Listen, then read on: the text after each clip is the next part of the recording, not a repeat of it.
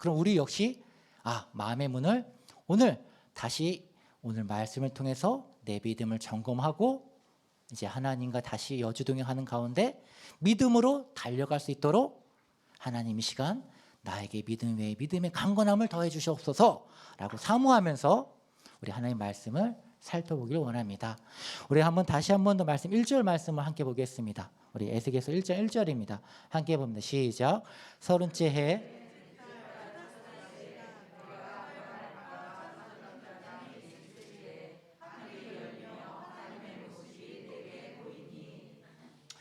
아멘. 이 모습을 보면 여러분이 이 본문을 보면서 어떻게 이 마음에 와닿는지는 저는 잘 모르겠어요. 근데 제가 이 본문을 두세 번 보았을 때에는 이런 생각이 딱 들었어요.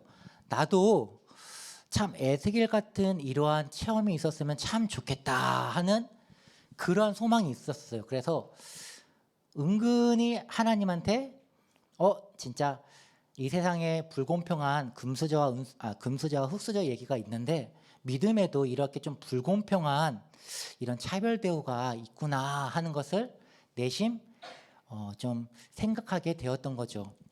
여러분 중에 나도 이렇게 하나님을 정말 만나보길 원한다. 꿈속에서라도 솔로몬처럼 하나님이 딱 나타나가지고 로또 번호 몇 번이야? 이렇게 딱 말해주면 정말 좋아하실 것처럼 우리도 사모하는 마음은 다들 있을 거라고 믿습니다. 그런데 현실적으로 우리가 기도하는데도 불구하고 하나님께서 그 은혜의 빛을 우리 가운데 비춰주신 경험은 정말로 손에 꼽을 정도로 적거나 아니면 아직까지도 저는 아직 예수님 얼굴 본 적이 없어요.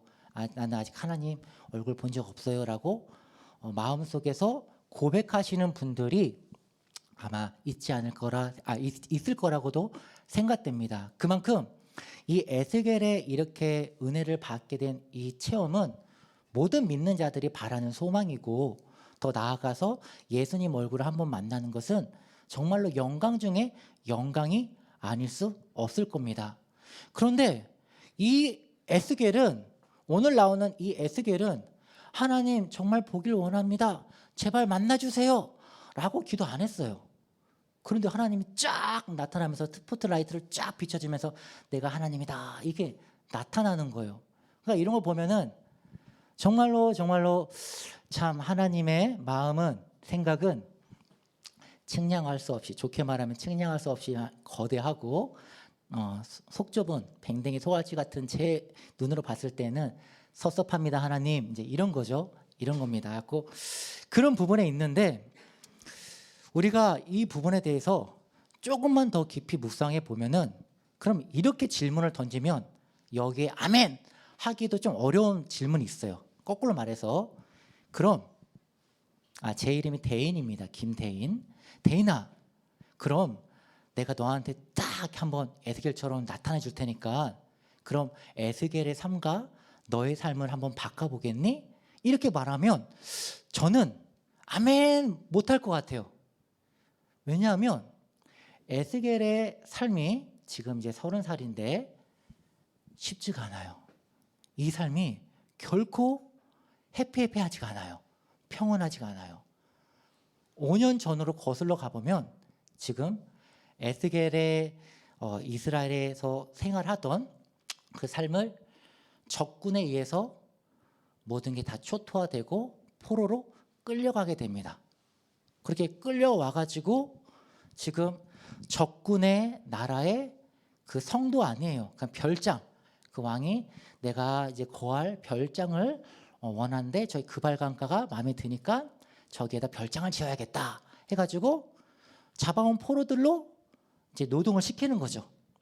그러니까 우린 예를 들자면 일본이 우리나라를 침탈해서 많은 것들을 빼앗아 갔는데 저를 데려가는 거예요. 아직 너 건강해 보이니까 일본으로 끌고 가가지고 탄광에다 집어넣어가지고 전쟁 군사 물질 하는데 맨날 땅 팔아 라고 시키는 거예요. 그걸 몇 년? 1년? 2년? 3년? 4년? 5년째가 되는 거예요.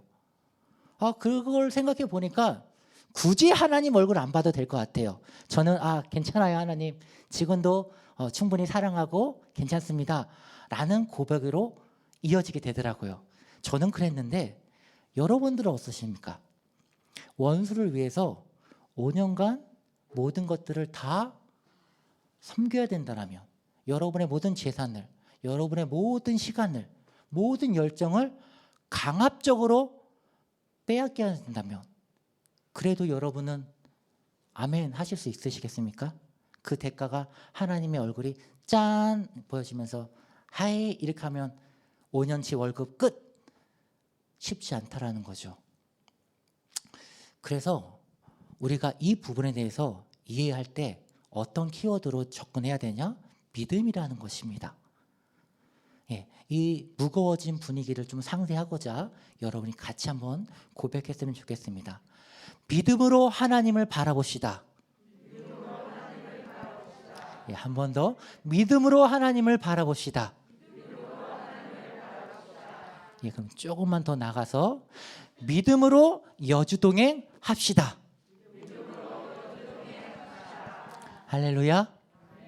예, 2024년도에는 여러분이 믿음으로 주님과 동행하는 그런 삶을 살기를 원합니다. 그런데 쉽지 않아요. 쉽지가 않아요. 이런 생각을 해봤어요. 사도 바울에게 하나님이 예수님이 나타나잖아요.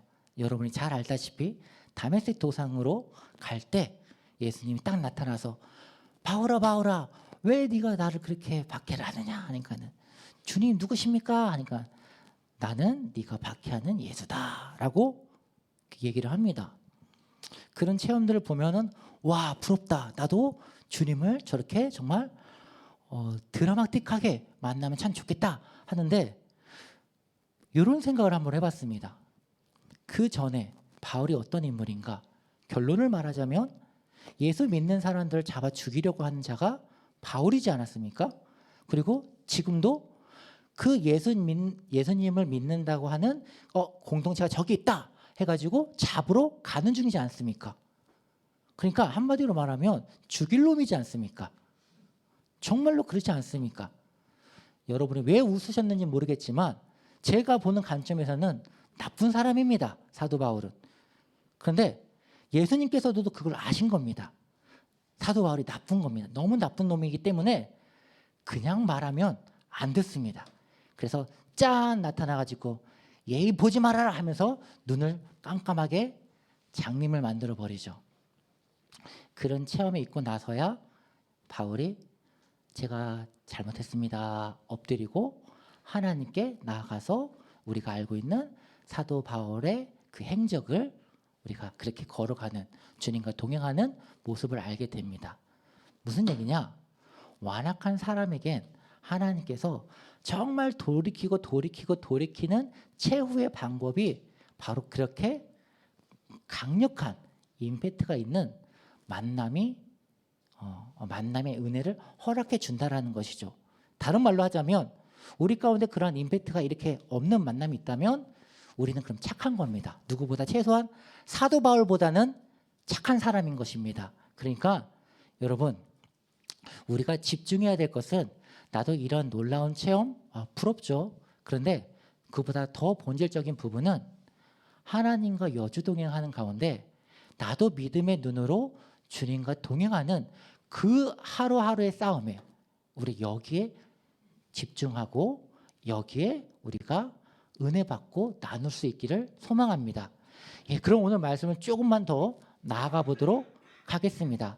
오늘 30째 되던 해라고 했는데 이 30살이라고 하는 게 에스겔한테는 상당하게 되게 마음을 우울하게 하는 그런 날일 수밖에 없습니다. 왜냐하면 당시의 제사장은 30살이 되었을 때부터 제사장 직분을 행했었습니다. 그러니까 에스겔이 일반적으로 이스라엘에 있었고 그리고 30세가 되었었던 이 시점에서 잡혀오지 않았다라면, 포로로 오지 않았다라면 그는 제사장의 직분을 이때부터 했었겠죠. 근데 지금은 제사장 직분을 하는 게 아니라 막노동, 그것도 적군의 그 나라의 왕의 별장을 짓기 위해서 이렇게 벽돌을 나르고 있는 거예요. 그런 걸 생각해 보시면은 얼마나 마음이 무거울까요? 되게 이 부분에 대해서 곰곰이 생각해 봤을 때 사명을 떠나서 내가 가야 할 길은 이게 아닌데 한데 알고는 있는데 현실 때문에 우리가 타협하고 따로 살아가는 경우들이 있습니다. 그리고 스스로 알아요. 성령께서 만져주시잖아요. 기도하면 다들 성령님께서 다 말씀해 주시고 마음에 찔림을, 그런 영적인 교감을 다들 아시잖아요. 그런데 알고 있으면 행해야 되는데 그 행함 가운데 믿음에 거리감이 있어서 그렇게 못하고 우리는 타협하면서 조금씩 하나님께 등을 지고 있는 그런 삶을 살고 있지 않는가, 오늘 한번 돌이켜보는 시간이 되기를 바랍니다. 그리고 행여라도 지금 이 순간에 이 시간에 성령님께서 지금 만져주신다면 버팅기지 마시고 이성과 판단과 그 모든 것들을 다 내려놓으시고, 성령님 제가 순종하겠습니다. 믿음으로 나아가길 원합니다. 나의 연약한 믿음을 불쌍히 여겨주시고 하나님, 성령님, 예수님 도와주시옵소서. 내가 결단하고 이 시간 믿음으로 나아갈 수 있도록, 여주동행할 수 있도록 도와주시옵소서. 이 시간 여러분이 그렇게 순종할 수 있기를 소망합니다. 이 시간 성령님의 분명 터치하심이 있을 줄 믿습니다. 이 시간에 주인은 비록 연약한 저의 모습을 하나님께서 세우셨지만 나를 붙잡는 것은 오직 성령님께서 말씀하실 줄 믿습니다. 그러니 여러분 마음의 문을 여시고 하나님의 음성으로, 하나님의 마음으로, 주님의 마음으로 바라보시길 바랍니다. 이것이 영안입니다. 에스겔에 하나님이 쫙 비춰주셨던 이 모습만 영안이 아니라 믿음의 눈으로 지금 하나님을 바라보고자 하는 것, 그것이 바로 영안인 줄 믿습니다. 세상을 바라보는 것 가운데 똑같은 걸 바라보아도 믿음으로 바라보는 사람이 있고 세상의 눈으로 바라보는 사람이 있습니다. 그리고 그 결과는 여러분들도 알고 계십니다. 그리고 하나님께서 지금 여러분한테 요구하는 것은 단 한 가지입니다. 그만 주판을 탱기고 믿음으로 나와 가자. 아들아, 딸아, 나는 계속 여기 있으니까 이제 내 손을 잡고 나와 가보자. 내가 너를 향한 계획이 있어. 내가 너를 향한 사랑을 가득 준비했어. 나를 믿고 따라와 주지 않겠니? 여러분의 마음 가운데, 여러분의 삶 가운데 하나님의 놀라운 선물이 있다는 것을 꼭 믿으시기 바랍니다. 명절 때, 사람들 만날 때, 직장에서 길 가다가 우연히 만난 사람 가운데도 하나님의 손길이 있으십니다. 물론 마음 가운데 한이 있을 때 이게 쉽게 받아들여지지가 않습니다. 알고 있습니다. 상처가 깊으면 깊을수록 하나님 말씀은 들어오자마자 사라져 버린다는 걸 알고 있습니다. 때로는 너무 심해가지고 기도를 해야 된다는 것도 알면서도 기도가 안 된다는 것도 알고 있습니다. 기도 자체가, 그 자리 자체가 가는 게 너무너무 높은 벽이라는 것도 알고 있습니다. 그래도 하나님은 한결같이 말씀하십니다. 그래도 믿음으로 나를 바라봐 주어라. 나를 바라보아라. 예수님의 말씀은 변함이 없으십니다. 그리고 모든 성도들은 이 믿음의 눈에서 벗어나서는 죄악 가운데 빠질 수밖에 없습니다.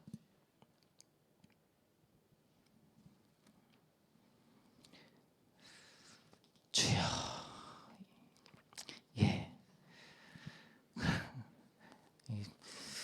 배고파서 무거운 목소리가 무겁게 나오는 것 같은 것을 여러분이 좀 사랑의 마음으로 이해해 주시기 바랍니다. 우리 하나님에 대해서 한번 집중해 보겠습니다. 우리 하나님은 어떤 하나님이시냐? 우리 에스겔서 우리 12절부터 14절 말씀을 함께 좀 보도록 하겠습니다.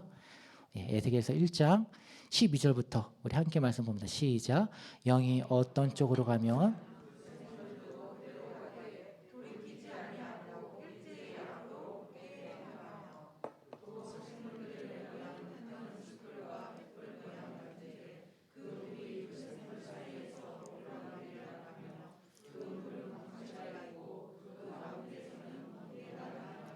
그 생물들은 번개 모양같이 왕래하더라. 아멘. 예, 지금 장면을 그려보면 이런 거죠. 에스겔에게 딱 나타나서 하나님께서 그의 눈을 딱 영안을 열어주셔가지고 뭔가를 보게 했는데 그게 뭐냐? 천사가 나타나는데 동해 번쩍 서해 번쩍 왔다 갔다 하는 거예요. 근데 그 빠르기가 얼마나 빠르냐고 번개처럼 빠르다라는 겁니다. 동서남북 왔다 갔다 천사들이 하나님 말씀에 따라서 일사불란하게 왔다 갔다 합니다. 뒤를 돌아보지도 않고 옆을 돌아보지도 않고 명령하신 그대로 쭉 동서남북을 왔다 갔다 합니다. 이게 무슨 의미입니까? 하나님께서는 이 순간에도 일하고 계시고 어제도 일하고 계셨고 창세 전에도 일하고 계셨고 앞으로도 일하고 계실 겁니다. 아주 심각한 질문이 에스겔에게 있었습니다. 에스겔뿐만 아니라 이스라엘 자체의 민족들에게 되게 심각한 질문이 있었습니다. 뭐냐면 하나님은 우리를 버렸나? 이겁니다. 그렇게 기도를 하는데 왜 하나님은 응답 안 해줄까? 왜 적군의 포로 앞에 우리를 회복시켜 주지 않을까? 하나님은 우리를 버렸어. 이게 당대 이스라엘 백성들이 갖고 있었던 절망이었고 그들의 큰 한이었습니다. 그래서 하나님은 에스겔한테 딱 보여준 겁니다. 아니야. 난 너희들을 포기하지 않았어. 난 지금 계속 일하고 있어. 지금 너희들이 포로로 잡혀있는 이 순간에도 나는 지금 일하고 있어. 여러분에게도 하나님이 똑같이 말씀하십니다. 왜 하나님 제 기도는 왜 안 들어주세요? 제가 그렇게 싫으세요? 제가 도대체 뭘 그렇게 잘못했다고? 왜 하나님 정말 이러시면 섭합니다. 라고 기도를 하고 계신다면 오늘 말씀 가운데 분명한 하나님의 음성을 듣기를 바랍니다. 아니야. 난 너를 위해서 지금도 일하고 있어. 난 너를 위해서 놀라운 일을 계획하고 있어. 정말로 믿으시길 바랍니다. 믿음은 바라는 것들의 실상이요 보이지 않는 것들의 증거라고 말씀했습니다. 여러분의 믿음의 눈으로 하나님을 바라보면 하나님께서 나타나 주십니다. 그 중에 가장 강력하게 역사하는 곳이 바로 이 예배입니다. 예배 중에 하나님을 만나시길 바랍니다. 새벽 예배, 수요 예배, 금요 철야, 주일 예배 할 거 없이 모든 예배마다 단 한 번도 빠짐없이 매일매일 예수님을 만나고 하나님을 만나서 너무너무 그 시간에 만나는 게 기다려져서 잠을 자기가 싫고 빨리빨리 지금 시간이 빨리 가라 해갖고 예배 자리로 그렇게 튀어가고 싶어하는 그 첫사랑이 여러분이 회복하시길 원합니다. 그 시작은 믿음에부터입니다. 믿음부터.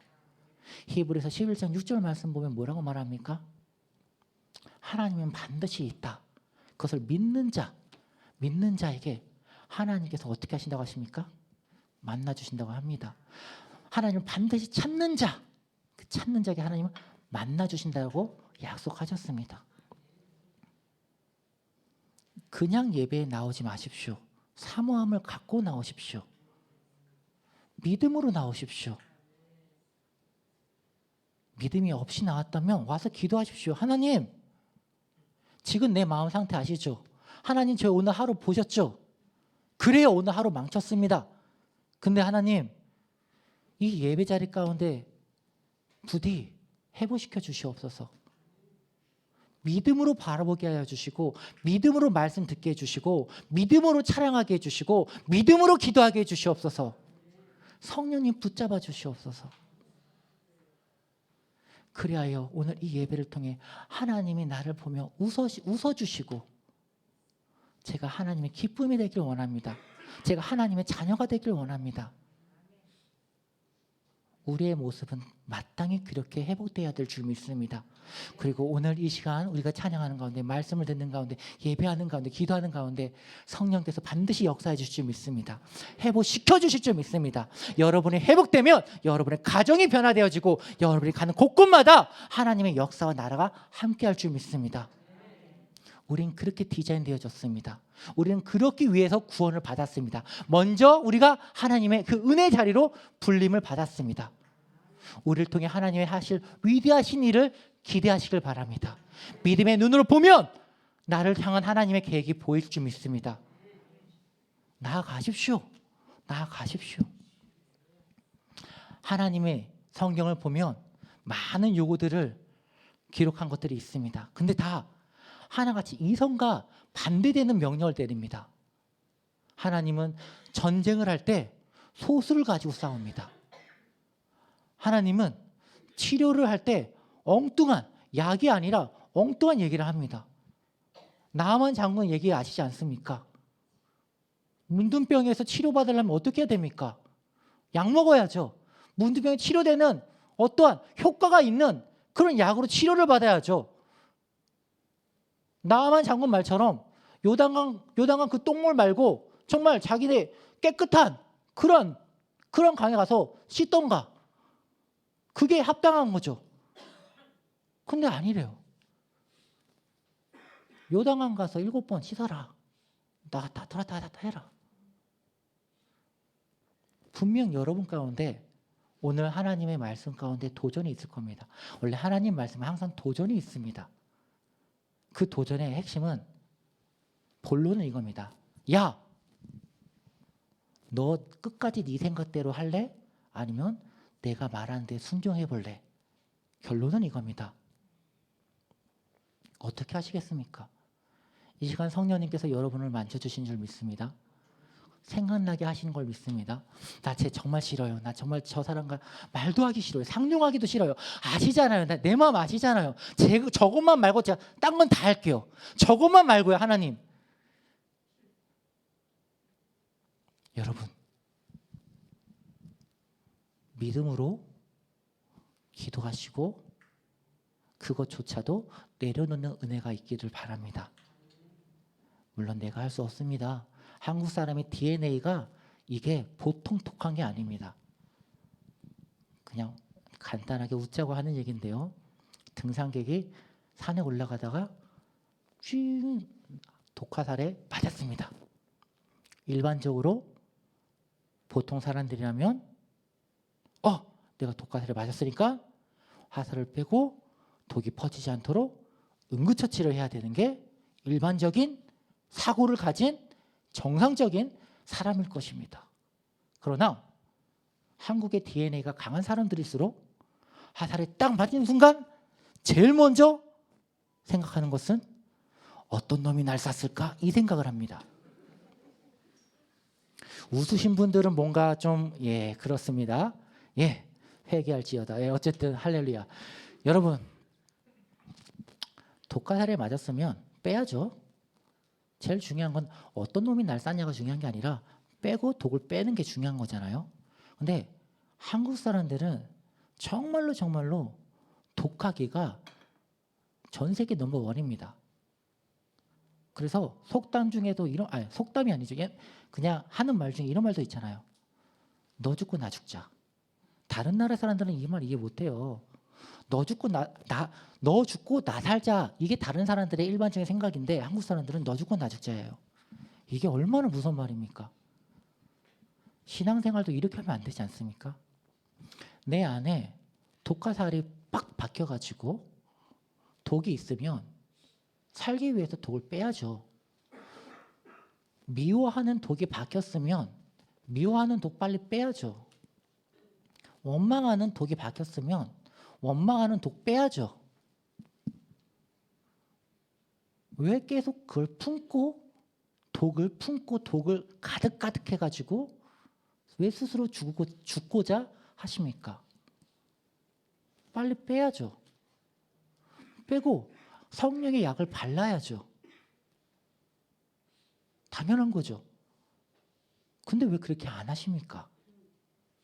왜 끝까지 계속 꽁 하면서 원망을 담아주고 왜 미움을 담아두고 왜 주님께서 화평케 하라는 그 말씀을 불순종하십니까? 고부 갈등, 부부 갈등, 부모와 자녀 갈등, 상사와 부하의 갈등 모두가 다 예수님의 사랑으로 바라보면 못 품을 것이 없습니다. 여러분이 믿음으로 한 걸음 나아가면 이후로 성령께서 역사하십니다. 목사님께서도 말씀하셨잖아요. 주님이 99고 우리가 1이라고. 끝까지 우리는 주님을 믿고 그 믿음으로 반응하면 하나님이 길을 열어주십니다. 다니엘이 대단해서가 아닙니다.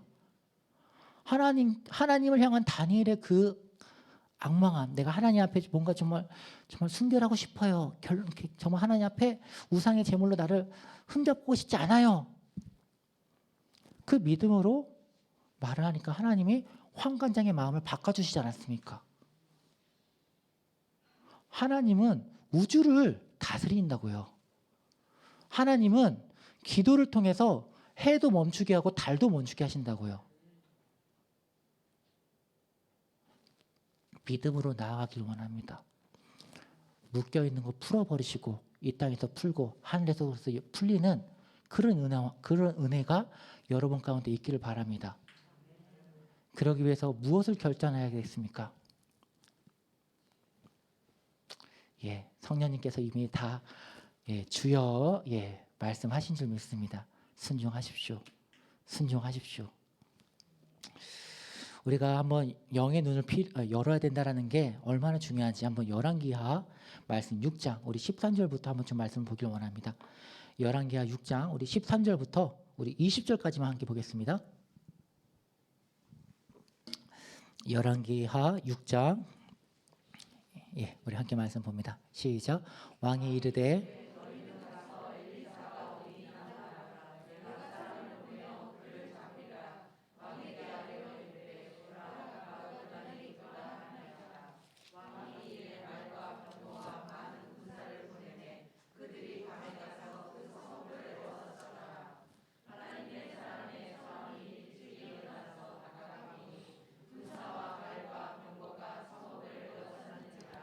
그의 사환이 엘리사에게 말하되 내 주여 우리가 어찌하나이까 하니 대답하되 두려워하지 말라 우리와 함께한 자가 그들과 함께한 자보다 많으니라 하고 기도하여 이르되 여호와여 원하건대 그의 눈을 열어 여호와께서 그 청년의 눈을 여시매 그가 보니 불말과 불병거가 산에 가득하여 엘리사를 둘렀더라. 아람 사람이 엘리사에게 내려오매 엘리사가 여호와께 기도하여 이르되 원하건대 저 무리의 눈을 어둡게 하옵소서 하매 엘리사의 말대로 그들의 눈을 어둡게 하신지라. 엘리사가 그들에게 이르되 이는 그 길이 아니오 이는 그 성읍도 아니니 나를 따라오라 내가 너희를 인도하여 너희를 찾는 사람에게로 나아가리라 하고 그들을 인도하여 사마리아에 이르니라. 아멘. 말씀 길었는데요. 간략하게 정리하면 이런 말씀인 거죠. 지금 도단에 지금 엘리사 한 사람을 잡기 위해서 아람이 5만 명의 군대를 동원하고 쫙 성을 둘러싸버린 겁니다. 둘러싸버리니까 엘리사의 그 종이 벌벌벌 떨면서 선생님이 저 어찌합니까? 이제 우리 죽었습니다. 하면서 이제 절망하고 낙심하는 상황인 거죠. 왜? 그 종의 눈에는 하나님이 안 보이니까. 그러니까 엘리사가 어떻게 합니까? 아니야. 지금 하나님께서는 저들보다도 더 많은 지금 군사들을 보내주셨어. 그리고 기도를 해줍니다. 하나님, 지금 이 종이 하나님 두려워하고 있으니까 그 눈을 영안을 열어주셔가지고 지금 제가 보고 있는 것을 우리 이 종도 볼 수 있게 하나님 해주시옵소서라고 기도하니까는 하나님께서 오냐 해가지고 눈을 딱 보여주잖아요. 그러니까 눈을 딱 보니까는 더 놀라죠. 더 놀라요. 상상해 보세요. 지금 이 순간 상상해 보세요. 하나님 지금 이 순간 지금 천군 천사가 지금 이 자리 가운데 함께한 줄 믿습니다. 예, 눈을 열어주시옵소서. 그럼 여기에 지금 거의 한 3m, 2m 되는 천사들이 막 옷에 막 이렇게 불이 활활활 타는 사람들이 쫙 있다고 보십시오. 그러면 이 자리에 있을 분들 거의 없을 겁니다.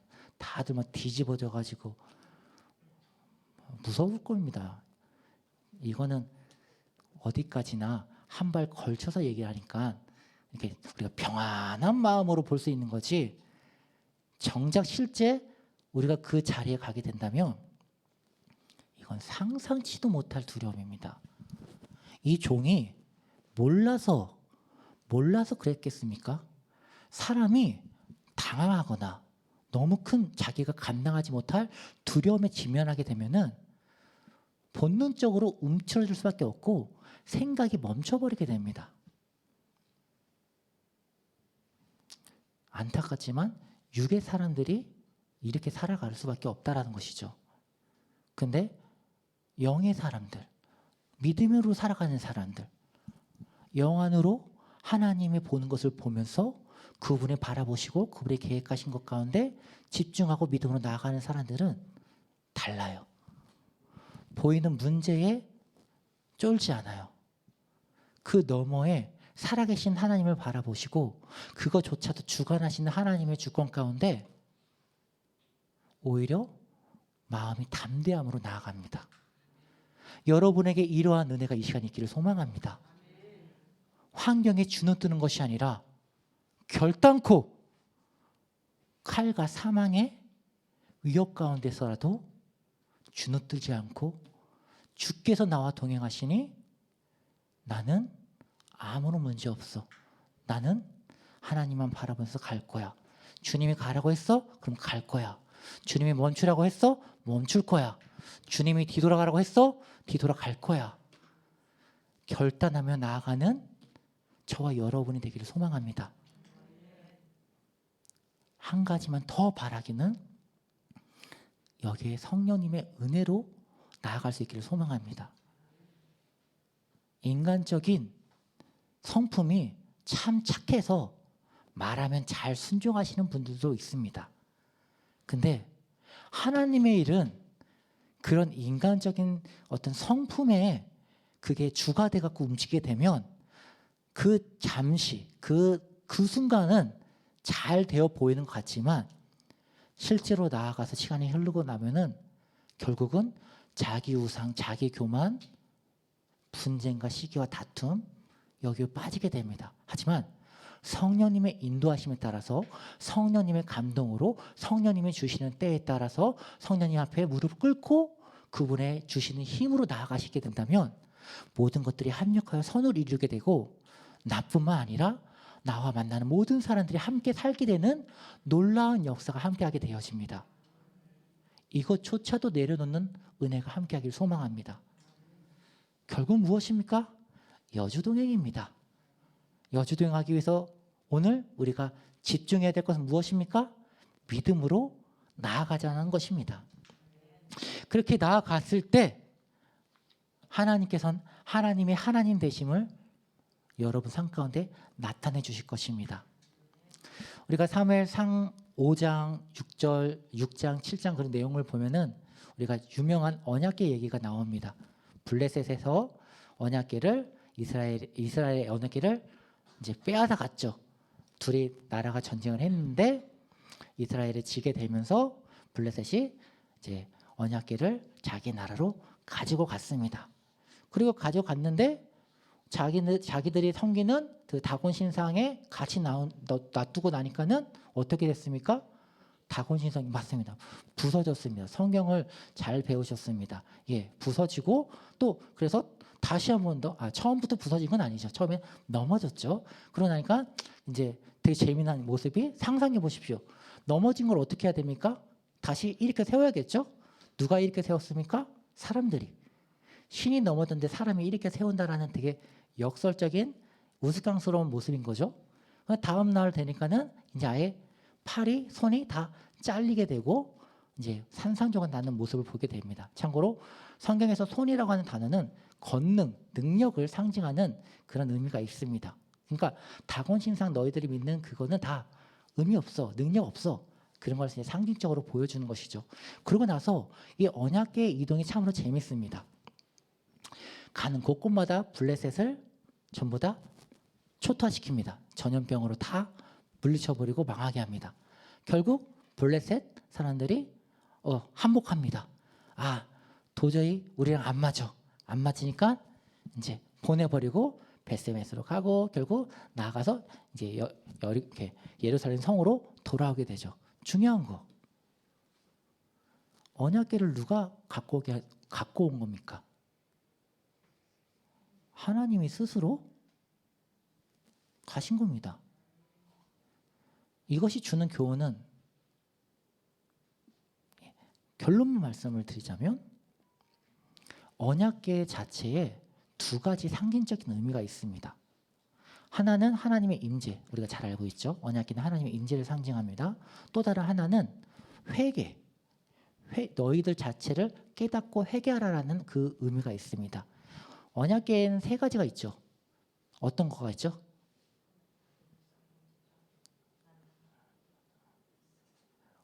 방언하시는 겁니까? 예, 이렇게 제가 귀가 좀 어두워서 이제 두 돌판, 십계명 두 번째 만들어진 십계명 돌판이 있고 그 다음에 만나가 든 항아리가 있고 아론의 쌍난 지팡이가 있죠. 세 가지의 공통점이 있죠. 전부 다 반항했던 거. 반항해가지고 하나님한테 예끼 이놈아라고 혼났던 거. 다시 말하자면 언약궤 안에 이 세 가지가 들어감으로 말미암아 너희들이 어떤 존재인지 깨닫게 하는 겁니다. 너희들은 이런 거야. 계속 잘못하고 또 잘못하고. 그러니까 어떻게? 지성소에 있는 언약궤로 나와서 회개해야 된다라는 거예요. 임재와 회개. 이게 언약궤가 갖고 있는 상징적인 의미입니다. 다시 말하자면 우리가 믿음으로 이제 말씀을 좀 맺겠습니다. 믿음으로 이제 살아가는 가운데 하나님께서 하나님이 하나님 되심을 알아갈 수 있는 방법은 딱 하나지. 믿음이라는 것이죠. 믿음. 신앙생활하는 가운데 1년 하는 분도 있고 10년 되신 분들도 있고 40년 되시는 분들도 있고 80년, 90년, 100년 되시는 분들 계십니다. 그런데 믿음으로 하나님과 동행하는 삶을 살지 않으신 분들은 신앙의 연수가 중요하지가 않습니다. 이게 되게 무서운 말인데 무슨 말이냐면 하나님이 보셨을 때 야, 내가 너한테 100년이라는 시간을 줬는데 넌 나한테 어떤 열매를 줬냐? 요한복음 15장 보면 뭐라 말합니까? 우리의 열매로 하나님이 영광 받으신다고 하지 않았습니까? 내가 너한테 80년을 줬는데 야, 왜 열매가 안 보이냐? 되게 무서운 말이지 않습니까? 여러분, 이제는 믿음으로 하나님과 동행함으로 말미암아 하나님이 하나님 되심도 체험하고 바라보고 그리고 하나님이 나를 향한 놀랍고 위대한 계획도 체험하면서 아버지 앞에 서는 그날 때 아이고 잘 왔다. 내가 너를 알고 있어. 고마워. 내가 너의 모든 그 순종으로 내가 큰 영광 받았다. 라는 그런 칭찬받는 저와 여러분 그리고 우리 서울 순복음교회가 되기를 소망합니다. 우리 함께 이를 위해서 기도하도록 하겠습니다.